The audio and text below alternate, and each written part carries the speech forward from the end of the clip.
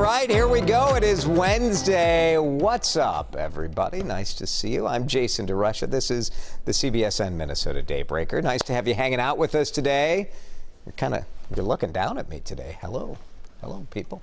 It's fine. Trying to figure it out. We got all sorts of fun stuff here in the studio. We're kind of looking at different monitors. Maybe someday they'll move us out of the corner. The CBSN Minnesota Daybreaker sits in the corner of the studio. That we sort of feel like it, you know? Get baby out of there. Baby. What are you doing now? See, you met. Who's doing cameras today? Sean. Typical. All right, here's the weather. Sean, this is just for you. The Twin Cities forecast. A little windy. Not as windy as the blowhard anchoring this program, but it will be about 10 to 15 mile an hour wind this afternoon. Great day. This is a great fall day. Sunny, upper 60s. What a week. It's a home run of a week all the way until Sunday night when things start to change a little bit, but even that'll be changing to maybe a normal fall. Let's talk about this. I hope maybe you have a TV set up on your porch or deck or patio, because it'd be a nice night to sit outside and enjoy a vice presidential debate. Oh, baby, who gets excited about the vice president? Are you the same sort of person who gets excited by the comptroller in the state? Maybe the state auditor? Yeah, let's get it. Vice presidential candidate seems a little more interesting this year, right? Not to be ageist, but statistically, the two presidential candidates are not spring chickens, and so there does seem to be more focus on the vice presidents, and the possible kind of ghoulish, right? To say like, oh, well, one of these could become president. Yeah, that's true. Mike Pence, Kamala Harris, both tested negative for coronavirus. You saw some of the safety measures. We're asking you this. Which candidate excites you the most? Is it Trump, Pence, Biden, Harris? Pick one. Who excites you the most? Are you going to watch this? Are you excited about the vice presidential debate? I'm a nerd when it comes to politics, so I for sure will be watching tonight. The president says he's doing well as he continues to recover from COVID-19, and we hope that's true, right? The president did not appear in public yesterday. He certainly was active on Twitter, writing that he was feeling great. In another tweet, he said, "I'm rejecting any sort of talks about a major stimulus bill," called off talks with Democrats on the coronavirus relief bill. The stock market tanked. People freaked out. Then later he said, well, Congress should immediately approve money for airlines and a standalone bill for stimulus checks. So the president appearing to be trying to control negotiations by getting rid of a massive bill and doing smaller targeted bills. The White House COVID-19 outbreak is still growing. Presidential advisor Stephen Miller is the latest from the Trump administration to test positive. Next presidential debate is set for next Thursday. Will it happen? Well, we'll be talking about that over the next 7 days, I'm sure. President Trump tweeted yesterday he's looking forward to next week's debate with Joe Biden. Biden said, you know, if the president tests negative for COVID, no problem. But he says there should not be another debate if the president still has coronavirus. Wisconsin's Governor Tony Evers ordering new restrictions to slow the spread of COVID-19. What is going on in Wisconsin? Major explosion of COVID cases starting tomorrow. The state's going to limit indoor public gatherings. So restaurants, 25% capacity. Here in Minnesota, it's 50%, and restaurants are struggling with that. 25% applies to stores, restaurants, other businesses open to the public, as well as ticketed events. Hospitals are struggling, according to the governor of Wisconsin. The state has seen more than 17,000 new cases of the virus over the past 7 days. Minnesota, in that same time, just 7,000 new cases. Here are the numbers. Again, there's the increase in Wisconsin, and here's the increase in Minnesota. Both states doing similar amounts of testing, similar population, so big explosion in the state of Wisconsin. COVID-19 testing is expanding at the University of Minnesota. School president Joan Gable says they're going to do saliva tests. These are not the same as like an at-home saliva test, but the official saliva test, pretty accurate, they say. The U is working with the state and a vendor called Vault Health to make the test available through the end of the year. You're looking at video of a demonstration. The state has been rolling out some of these clinics, hoping to test students, too. The U of M has had nearly 250 positive cases since March. They've conducted more than 3,500 tests, been doing a lot of tests on athletes. Mighty Mississippi, looks very different right now. Take a look at this. Here's what we expect at the Mississippi River. And here's what we're seeing right now. See the water line there on the Stone Arch Bridge? Army Corps of Engineers lowered the water below the St. Anthony Falls in downtown Minneapolis. They're kind of checking out the Stone Arch Bridge and the infrastructure there. Usually it's underwater. It's also giving people a chance to get their metal detectors out and see what they can find.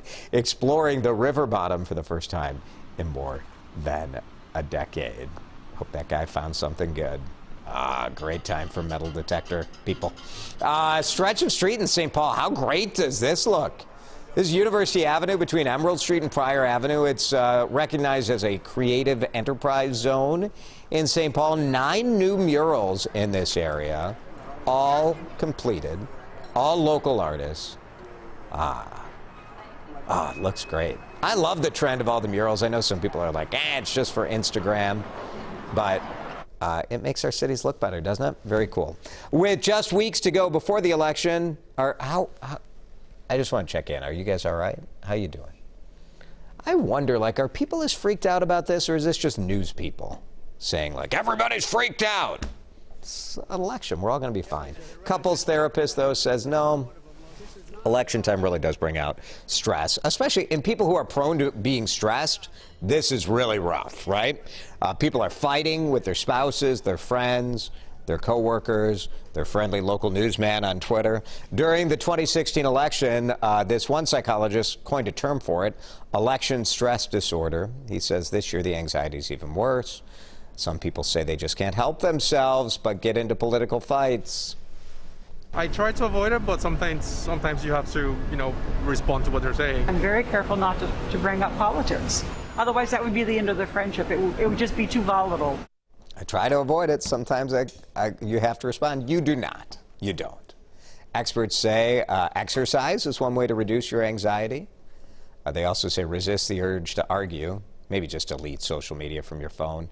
They say the extended COVID lockdowns added to our stress. No doubt about it. And the election just amplifies it even further. My favorite part about this story, what's reducing my stress? Just video of people walking around hand in hand. Nothing says trying to cope with election help than just walking around with your sweetheart, just like, hey, I'm fine. Everything's going to be fine. On a crowded street. What are you going to do? What other video are we supposed to show? Just people going nuts? I think most people are fine. That's what I think. It would probably we'd do well to have some people going nuts B-roll in our... That would be useful, yeah. I don't know, that's my theory. My theory is that if you're a psychologist, you spend your time dealing with people who need, either who need help or who are comfortable talking about needing help. And then you have people who are like, it's an election, it's gonna be fine. It depends on where you're at, I guess. Vice presidential debate tonight. Big night. Or is it? Do you care? Do people care about the vice president? Maybe not normally. This year, there seems to be more focus on this. Eric, we asked people who they're excited about most. Trump, Pence, Biden, Harris? Well, to start with, I'll ask the question that Carissa asked. Excites in a happy way or in a mad way? See, maybe Carissa is suffering from election stress disorder. Well, let's see if you pick up. You can be excited in various manners. You might notice a trend here. Okay. Joan says Harris. Harris. Becca says Harris.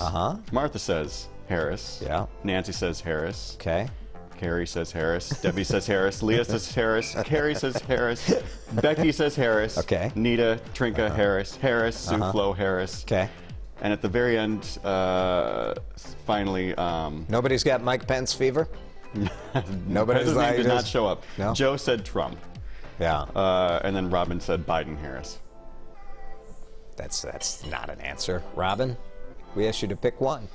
Well, I'm sure the fact that you mentioned Yeah. Christian Cordero mentioned this morning, or was it Aaron Hassanzadeh, I think, mentioned that some people have signs in their front yard that say Kamala Harris and Joe Biden.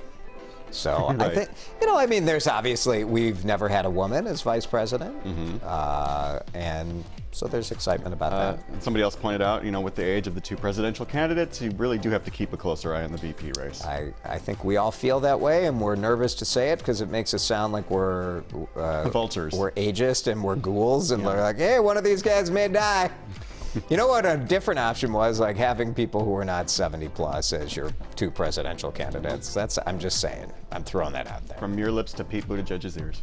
Yeah, well, you know, Pete's got 40 more years to run, and he'll still be younger than Joe Biden. And Donald Trump, for that matter. There you go. Daybreaker. I'm excited for the vice presidential debate. Can't wait for, like, the Secretary of State debate, the Secretary of the Interior debate. We should have debates for all of them, right? It'd be fun. Yeah, how about Daybreaker anchor debate? It'd just be me arguing with myself. Thanks for watching, everyone. We'll see you back here tomorrow.